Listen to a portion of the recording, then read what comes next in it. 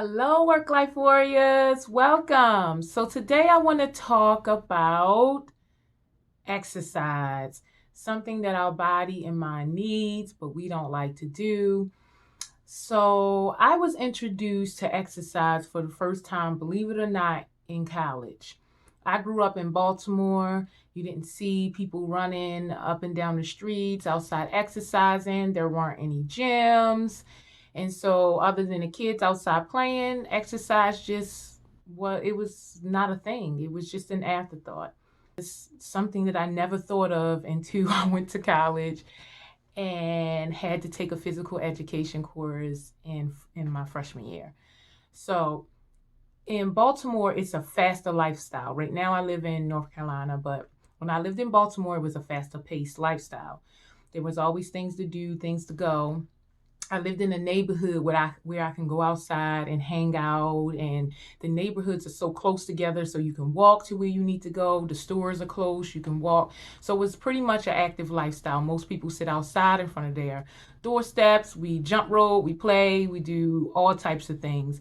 So it was an active lifestyle. When I moved to North Carolina, things are more spaced out. You needed a car to get to places. You're less likely to walk. People do not socialize easily. And so the change of lifestyle made me gain over 80 pounds quickly. I gained 80 pounds within my first year, my freshman year at college.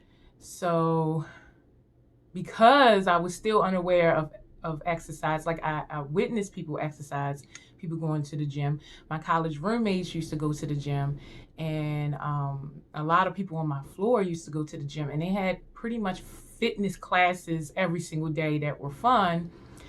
I was like, maybe I should try to get in shape.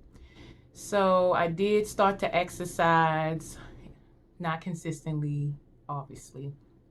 And by the time I graduated in 2009, I had gained probably another 20 pounds. So throughout life, from undergrad to now, I kind of fluctuate back and forth depending on my stress levels and my inactivity. So I just wanted to tell people, like, self-love and self-care has to be a priority. At that point, I was chasing my dreams, so I let my health and my wellness fall to the side in effort to chase my dreams. And then I got into corporate America, and I just thought that this was my opportunity to make a difference, to do something, to add value to the world. So again, I neglected myself, and my stress levels just could continually just increased.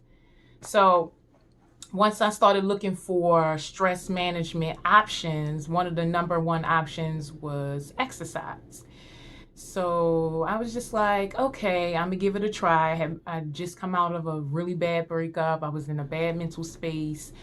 Um, so I was like, yeah, I mean, I'm tired of not feeling, great. I'm tired of not feeling beautiful.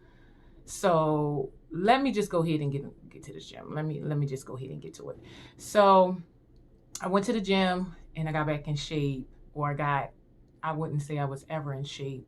As a teenager, you have a high metabolism, and I was in shape because of my high metabolism, but the change of lifestyle caught up with me. So it was just me going back to when my body had a high metabolism. So I worked really hard on it for a year. Every day before work, I would get up, I would go to the gym. I would make sure that I'm doing both cardio and weight training. I would do it 5 days out of the week, 5 days. And eventually I started to drop the weight. Now, the crazy thing is, you don't even know when you're gaining the weight, let alone when you're dropping the weight. So if it wasn't for the people around me, I wouldn't have never known that I had gained the weight. Most people did not tell me. It wasn't until I went back home to Baltimore, my old high school friends told me it's time, to get in the gym. And one even got into the gym and motivated me to get in the gym. And that's why for a year straight, I went to the gym with her. Well, not every day. She started the first month with me, and then I continued for a whole year. Didn't even realize I was dropping the weight, but I wound up losing, I think, like over 83 pounds. and everything was back to normal. I felt healthy, eating well, and exercising was changing the way that my brain functioned, the way that I thought, the energy that I had to show up in life. It made me more innovative, more creative, and I just knew like this is a technique that I have to incorporate every single day for stress management. So in between then and now, depending on my stress levels, depending on what's going on in life, I fluctuate in weight. Right now, I have been, because I like to prioritize, which again, self-love and self-care should be at the top of your list. But when you're working on something and the creative juices are flowing, it's easy for you to put yourself to the side and say, oh, I will work out tomorrow, or I'll have that green smoothie tomorrow, or I will, eat a better dinner, and neglect yourself. So it's like right when I'm in the thick of a creative process, I tend to neglect working out and gain weight, which I am right now at this point that I gain weight. So I've been working out since the beginning of this year, trying to basically get back to where I was prior to writing this book. And so again, exercise is so healthy for your body in so many ways. Like it makes you more productive, more creative, more innovative, and it is a benefit for you to go to the gym, release all of the chemicals that come with working out. In addition to working out improves your self-esteem, your self-confidence, your self-worth. Again, I thought I was loving myself, but it wasn't until that I challenged myself and lost all of that weight that it really added value, self-worth, and self-love to myself, because to lose over 80 pounds was one of the hardest things I've ever done. I've done many things in my life that were extremely complicated. That by far was the hardest. It took discipline and willpower. And again, you can get to your weight and then start to slack off on your habits and fluctuate up and down throughout the years. And I am making it a priority from now on that regardless of what's going on in my life, that stress management has to be a priority, that I have to do it before I create, before I go into this world and work for money. I want to be true to myself and take care of my health and wellness. And that includes getting up at least walking 30 minutes every single day. If you're actually going to do vigorous work, I would say 3 to 5 times. But I would walk every single day, 30 minutes. If you can, outside in nature where you can get some fresh air, some sunshine. That is very important to see green. Green is a color of love. It's the chakra color for love. So going out among the trees, seeing all the greenery will open your heart chakra. It will help to ground you.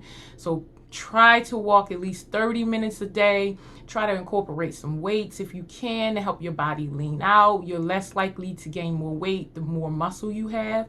So if you can incorporate some weightlifting, that will definitely help you out. If you can just do little things in a day, like for instance, I don't take elevators. I always take the stairs because that's just extra benefits. I do not look for the closest parking spot. I park all the way in the back and walk up. I walk to the mailbox instead of driving to the mailbox. If the store is close, I walk to the store. I try to stand during commercial breaks and do a little running in place. It's so many different ways that you can add fitness to your everyday exercise, to your everyday movement, to your everyday, as long as you have it on the brain, as long as you have self-management and stress management, self-care and self-love on the brain, you can find any opportunity to take care of your health, to exercise, to make it a priority. So, and that also includes for work. Sometimes we don't have the luxury to get up in the morning and work out or after work, but you do have a lunch break, and your lunch break at least is 30 minutes. So most of the times you can eat your lunch at your desk. You can eat your lunch right before lunch and maybe an hour before lunch, give you enough time to digest, an hour before your actual lunch break. And then for your lunch break, you take those 30 minutes to an hour and walk outside, or take your 15-minute breaks and walk outside. It's very important for your health that you keep your body in motion, because your body was built for motion. It was built for movement. And we have a sedentary lifestyle now. Most of us sit behind desks. We come home after work and we sit behind TV, sit on the couch in our beds, and we just have a sedentary lifestyle, which we did not have when we lived off the land. And so although our circumstances have changed, we have evolved, we have made environments where we can live in, it is still our responsibility to take care of our health, to do the things like food is easy. You don't have to chase your food anymore, but you still need to make sure that you're getting your movement and exercise daily.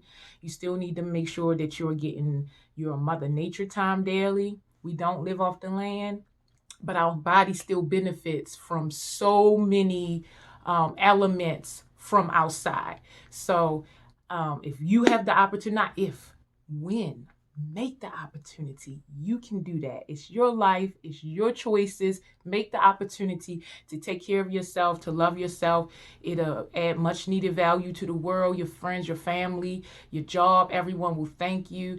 It will allow you to connect when you feel more powerful, when you feel more self-esteem, when you feel more self-love. So get out of there.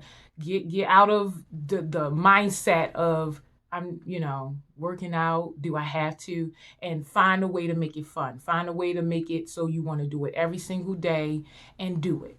So I hope that helps, and I hope to see you soon, work-life warriors. Have a great day.